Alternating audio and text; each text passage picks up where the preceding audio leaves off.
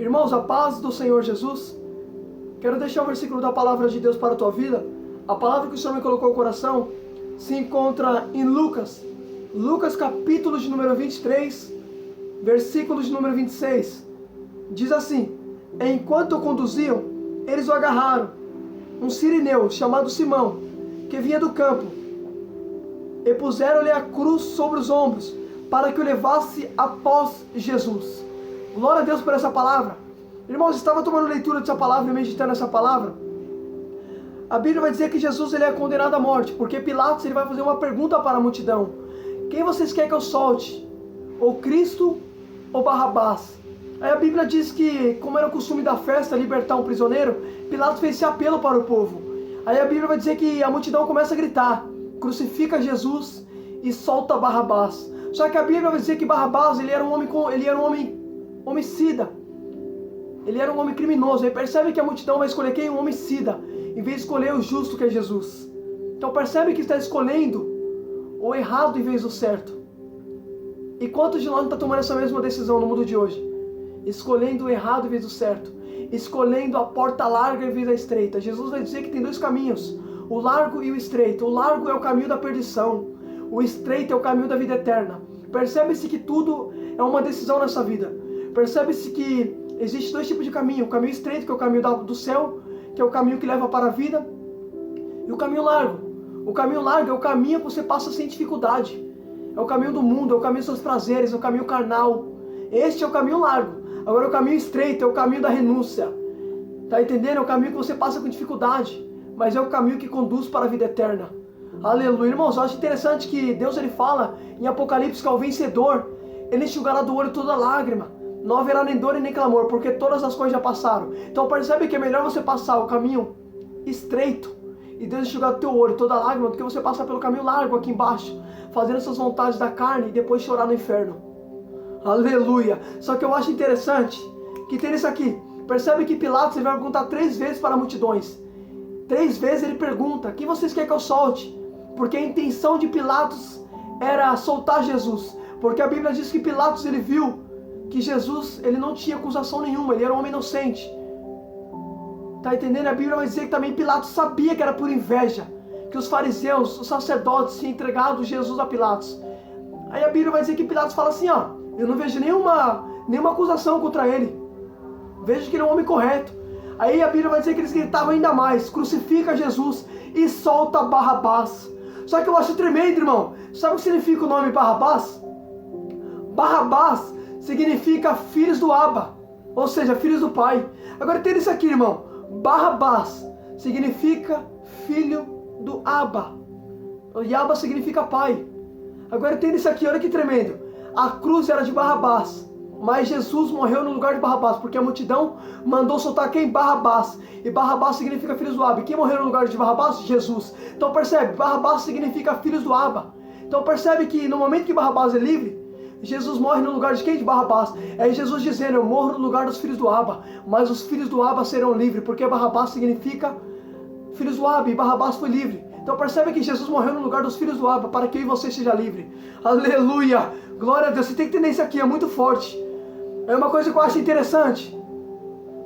Percebe-se que a Bíblia vai dizer que eles encontraram ali um homem que vinha do campo, chamado Simão Sirineu.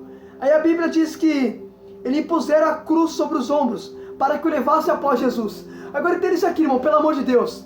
A Bíblia diz que eles vão encontrar um homem chamado Sirineu.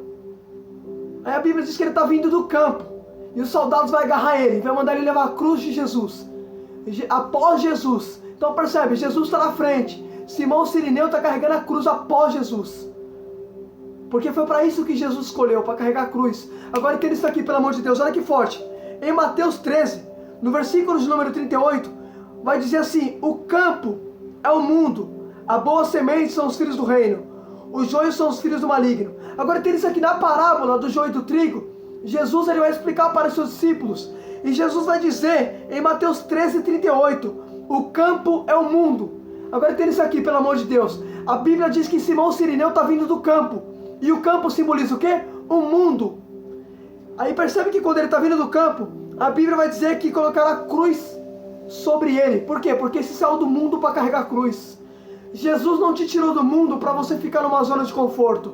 Jesus te tirou do mundo para carregar a cruz, porque o evangelho é dificuldade. Por isso Jesus fala, quem quiser, negue a si mesmo, toma sua cruz diariamente e siga-me. Percebe que Jesus ele não obriga, mas Jesus te tirou do mundo para carregar a cruz. Porque percebe que Simão Cirineu está vindo do campo, e o campo simboliza o mundo. Então percebe que quando ele está vindo do mundo, os soldados vão agarrar ele e vai colocar uma cruz sobre ele. Porque Jesus te tirou do mundo para você carregar a cruz. Aleluia! Glória a Deus! Não seria fácil, irmão. Em nenhum momento Jesus disse que o evangelho é fácil. Jesus disse que o caminho é difícil. Difícil é o caminho que leva para a vida. Aleluia, Jesus! Aí o que eu acho tremendo aqui, percebe que Lucas vai contar que enquanto conduziram, eles agarraram chamado um homem sirineu que vinha do campo e impuseram a cruz sobre os ombros. Percebe que Lucas vai dizer que eles agarraram, mas olha como que Mateus conta. Mateus conta o seguinte, Mateus conta assim, eita Jesus, é muito forte. Mateus disse assim, olha que Mateus conta, Mateus 27, 32. Mateus conta diferente. Mateus conta assim, ao saírem encontraram um sirineu chamado Simão, que obrigaram a carregar a cruz de Jesus. Percebe-se que Mateus conta que já é obrigação. Lucas conta que eles apenas agarram, mas Mateus conta que é obrigação. Agora interessante que eles obrigaram Simão Cirineu a carregar a cruz de Jesus. Agora interessante que nem Jesus obriga, e os soldados estão obrigando Simão Cirineu a carregar. Jesus disse, quem quiser, negue a si mesmo. Olha que interessante, ele fala se alguém quiser. Jesus não obriga, mas os soldados, Mateus vai contar que eles obrigaram. Olha que interessante, os homens obrigaram a carregar, Jesus não obriga. Percebe que os homens estão impondo um fardo em Simão, que nem Jesus obriga. Jesus ele não vai te obrigar, ele fala quem quiser. Agora percebe, quem te obriga é o homem. É o homem que coloca um fardo em você. Jesus ele não impõe. Você tem que ter consciência que evangelho é renúncia. Evangelho é carregar a cruz. Percebe? Olha que forte. Mateus conta que obrigaram Simão Cirineu a carregar a cruz. O que é obrigar, irmão? Percebe que eles fizeram um ato de obrigação.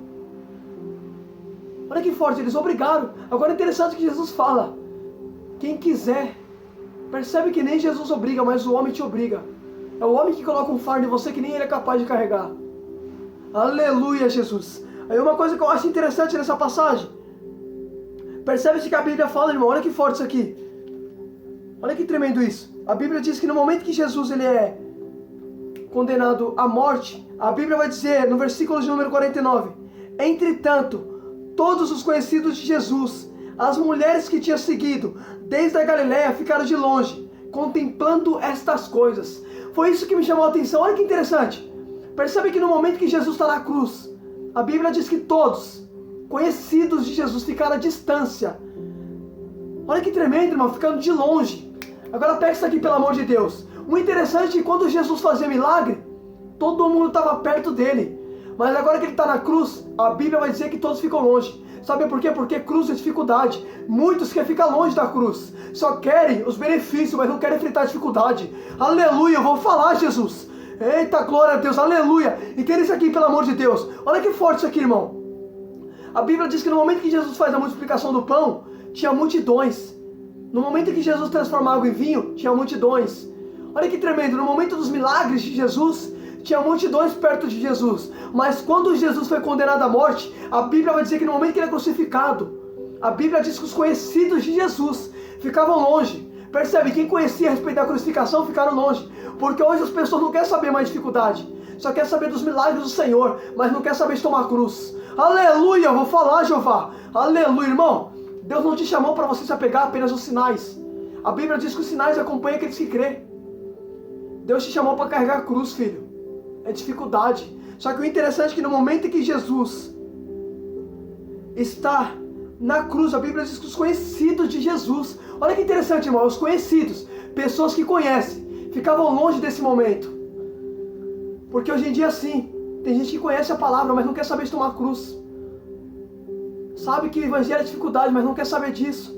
Só quer saber dos prodígios, dos sinais.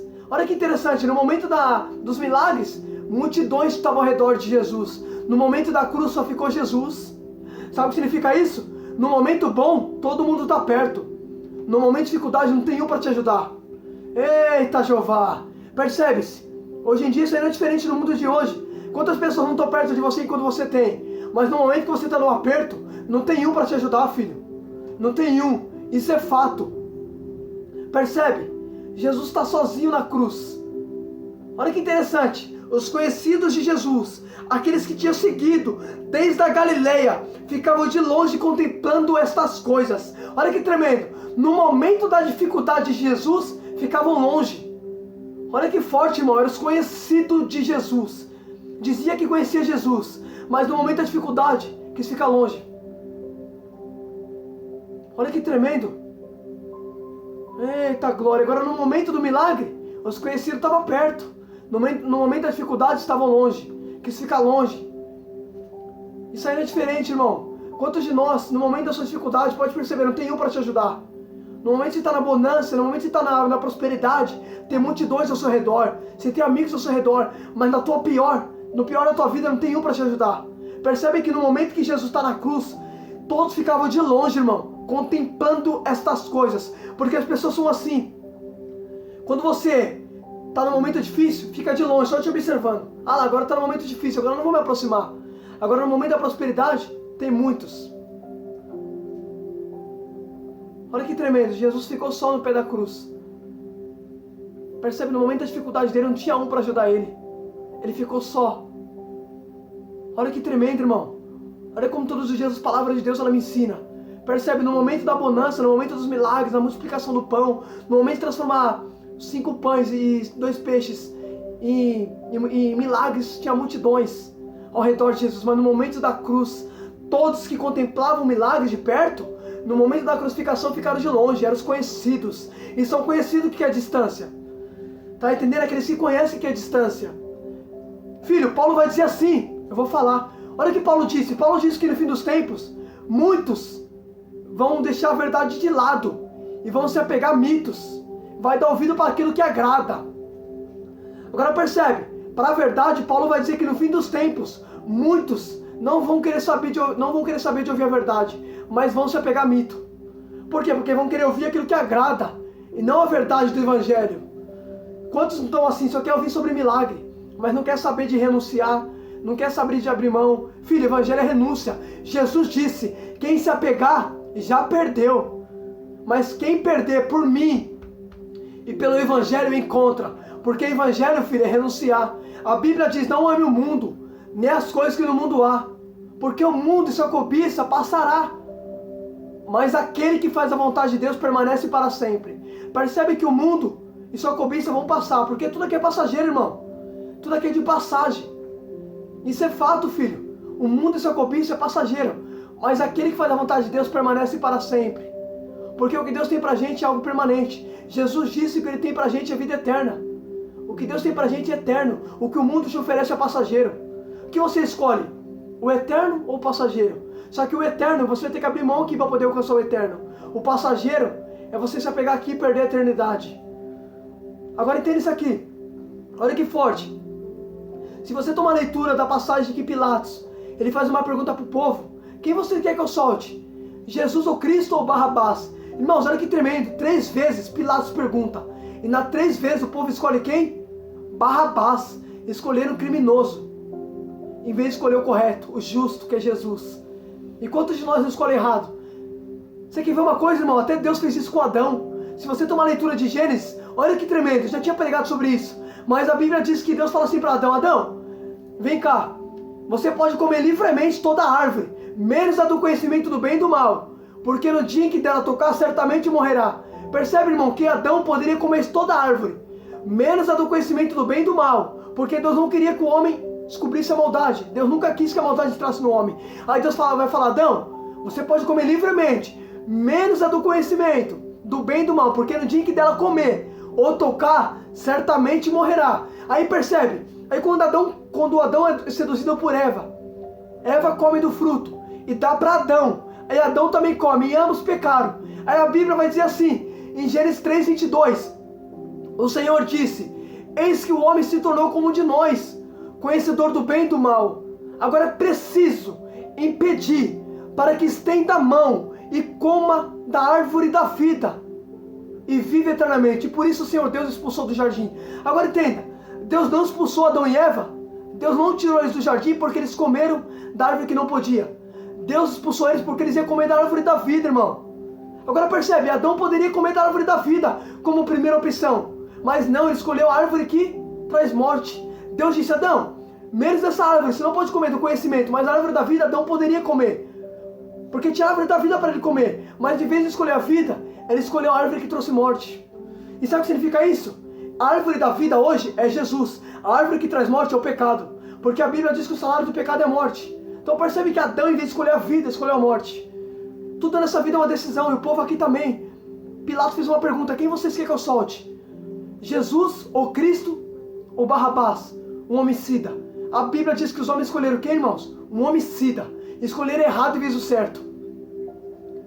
Eu acho interessante que nessa passagem de Gênesis, percebe que Deus só expulsou Adão, porque Adão comeu da árvore do conhecimento do bem e do mal. Aí a Bíblia diz que se Adão comesse da árvore da vida, ele ia viver eternamente com o pecado dentro dele.